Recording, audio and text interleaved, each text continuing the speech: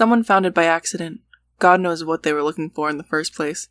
The website address is a series of random letters and numbers, and of course, like all secret dark web addresses, it ended with a .onion. You need special software to find it. It's called Tor.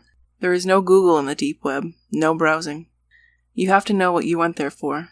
But some people think of themselves as explorers, and try to find web addresses simply by typing random combinations of letters and numbers.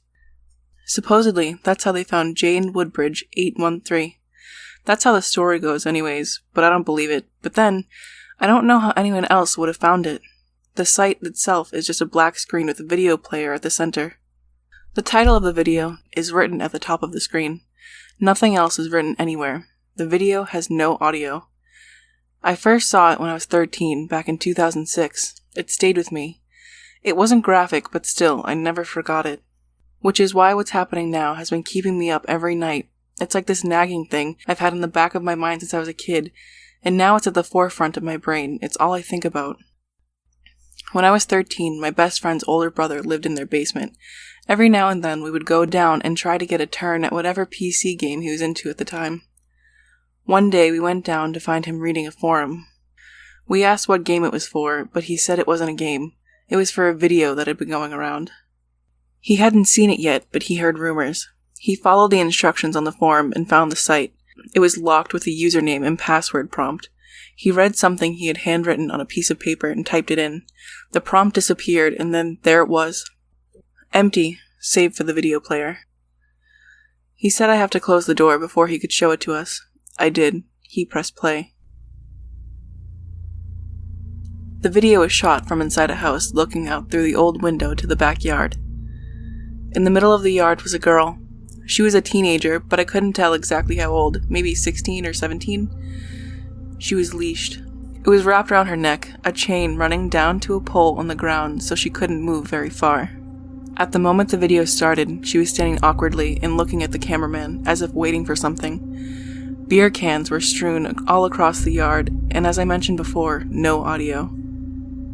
The camera jolted right. At the same time, the girl looked in the same direction. The camera couldn't see anything past a few feet ahead of the girl since it was being recorded indoors. But the girl could see it. Whatever it was that made them both look, it was ahead of her. She began to cry. She pulled at the chain and the pole, but they wouldn't move. She turned to the camera person, her cheeks red and wet with tears. She begged. The cameraman's hand popped up in front of the lens. He pointed an index finger straight down. The girl seemed to understand the gesture. She still cried, but now she closed her eyes, and one leg at a time got down on her knees. Then she bowed, her entire body bending until her face was down on the grass. Her hands stretched out in front of her. She turned them palm up and raised them as if she was worshipping. The video ends there. My friend said it was lame and called me out to play. His brother was interested. He remained for days trying to find answers, but there were none. I wasn't sure what to think. And then, as time wore on, there would be nights just before I fell asleep that I would see her there, kneeling on the grass. I needed to know what was standing in front of her at that moment. More than anything, I needed to know what she saw. Once, a year or two later, when we were sitting at the back porch, my friend's brother joined us as he smoked a cigarette. I asked if he ever found out who the girl was or anything else about that video.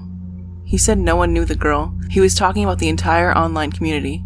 They had looked for every girl with that name they could find. Nothing ever came of it. But he did say one thing which was very strange. He said the brand of the beers that were all over the yard didn't exist. Not in America or any country. This was such a strange additive that, again, I couldn't stop thinking about it. And then when I was 16, in the winter of 2009, a small news story went viral. The story was of a girl who had gone missing after going out for a walk with her friends.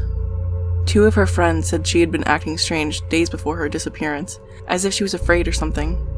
They had been walking home from school one day, and she just ran without warning. They couldn't catch up, and no one could find her after that.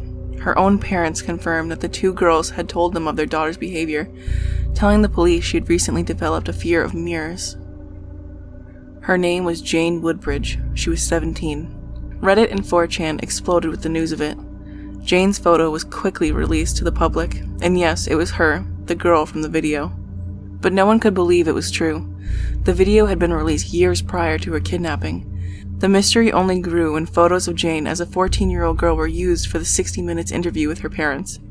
They showed a much younger, much shorter, acne-ridden girl with chubby cheeks and big glasses. She did not at all resemble the Jane in the video.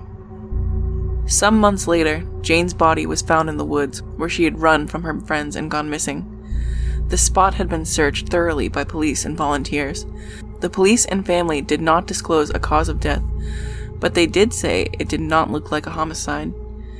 Between the day the video appeared online and the day she went missing, it had been 813 days exactly. After Jane's body was found, the Deep website, which had been locked again with a new username and password for 6 months or so after Jane went missing, was finally cracked.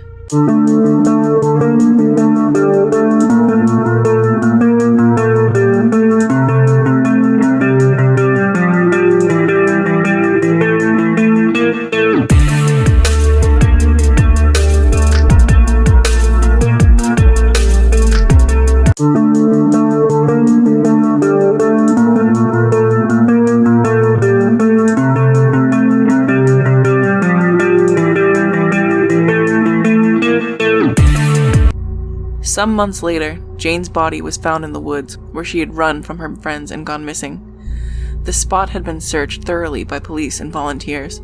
The police and family did not disclose a cause of death, but they did say it did not look like a homicide. Between the day the video appeared online and the day she went missing, it had been 813 days exactly. After Jane's body was found, the Deep website, which had been locked again with a new username and password for 6 months or so after Jane went missing, was finally cracked. The video had changed. The inscription read Emily Forster, 12. The video began by showing Emily walking with her friends along her street. It is handheld, the camera person hidden and far from the kids. Emily's arms are crossed in front of her and her head is down. She suddenly runs, crossing into the woods. Her friends give chase. The camera person moves forward toward the woods. The video cuts to minutes later. The camera person hides as Emily's friends exit the woods, unable to find her. 4chan, Reddit, and other social media sites began the search for Emily Forster. For the first day of the search, the name was even trending on Twitter. 12 days after the video was posted, 16-year-old Emily Forster was reported missing after she did not come home from her job in Creede, Colorado. This was nowhere near where Jane lived. Her friends told police she ran while coming home. She had been quiet all day, scared of something, but she wouldn't say what. 6 days after she went missing, her body was found hanged in the woods 5 miles from her home. A second video was uploaded to the site that same day. I didn't know if I wanted to watch it. I remembered being awake those nights, just burning with curiosity and terror, needing to know what it was, what Jane had seen. As I paced my living room, trying to push myself to ignore it, I knew I would watch it, and a few minutes later, I did just that. Emily 12 Part 2 starts with a gritty video of a party. The camera moves among the older men and women, who smile and wave as they drink. The first thing I note, aside from the crappy quality of the video, is the attire. Men have big glasses, women have their hair sprayed stiff and curled, like something from the 70s, except it couldn't have been because as the camera reaches the kitchen window, we see her there, Emily Forster, taken in 2019 and chained to a pole. It is night, but there is a floodlight outside, and the identity of the girl is unmistakable. Emily stands and cries in the backyard. The cameraman raises his beer, the same beer as that which littered the yard in the previous video, as if giving her a toast. Emily is suddenly alert. She looks back to the dark behind her, listening. The man once again points to the ground, but Emily refuses to kneel. He tries 2 more times, but she stomps her foot in defiance. She turns to the black behind her, as if she heard something, and starts to scream. The cameraman turns back to the house. Everyone now has their back turned to the camera, all facing away from Emily. They stand there, their backs to us, doing nothing else. The video ends. Once again, I realized the timeline didn't add up. The first video of Emily running away was posted months before it happened. Again, I felt sick. I decided I was done with it. I left the site and the computer. I put it out of my mind and decided I wouldn't dig anymore. I didn't care who was next. I was done. And then, a few months later, the site updated. It was all over Reddit. Everyone was talking about the diary. I couldn't help myself. I went back on. Instead of a video, there was a picture. It was the cover of a red diary. The label read, "This diary is the property of..." But the name had been scratched off. There was an arrow at the bottom. I clicked it and the picture changed to the first 2 pages of the diary. The date read August 9th, but the year had also been scratched off. The first few pages were regular diary entries. It belonged to a girl in middle school, or at least it read that way. Then there was a really strange entry. Unlike the others, it wasn't about the boys in her class she had a crush on, or her friends who mostly liked her for her pool. This one was about her sister, who had died a year earlier from anaphylactic shock. It read, "It's been 1 year today since Cindy died. My mom said if I can't talk about it, I should write about it, and I definitely can't talk about it. It was the worst night of my life. I can still feel the bunk bed shaking. I hear her choking, but the worst part, even worse than hearing my sister dying, is how I just lay there, listening, too afraid to do anything, until finally the shaking stopped. She had been bitten by a spider.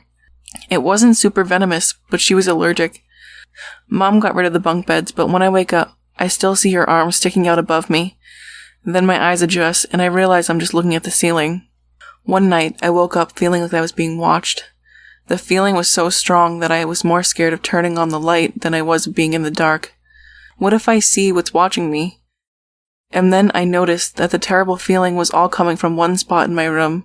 Not a dark corner where something might be hiding, but the stand-up mirror by my closet door. I got up and walked over to it, hoping that seeing it up close would lessen my fear a little. But I still hadn't turned the light on, so all I saw was my silhouette. Something was off. I couldn't tell what. I couldn't see my face, so I don't know what it could be. But the reflection in the mirror, something about it was off. I threw a sheet over to cover it up and went back to bed. The mirror was tall and the top curved, so when it stood under the sheet, it looked like a person just standing there in the corner of my room. The feeling that I was being watched never went away. Actually, it got much worse. I kept it covered for the next 2 weeks. It was only when I absolutely had to pull the sheet off that I finally did. It was really late one night when I heard someone tapping on the glass of my window. My room is on the 2nd floor, so I was really scared to see who it was. A million thoughts ran through my mind while I got up and walked to the window, like maybe it was a vampire or just red eyes in the dark. When I finally got to the window and pulled the curtain aside, I saw there was no one there. It wasn't until that moment I had realized the tapping was coming from behind me. It was coming from the mirror.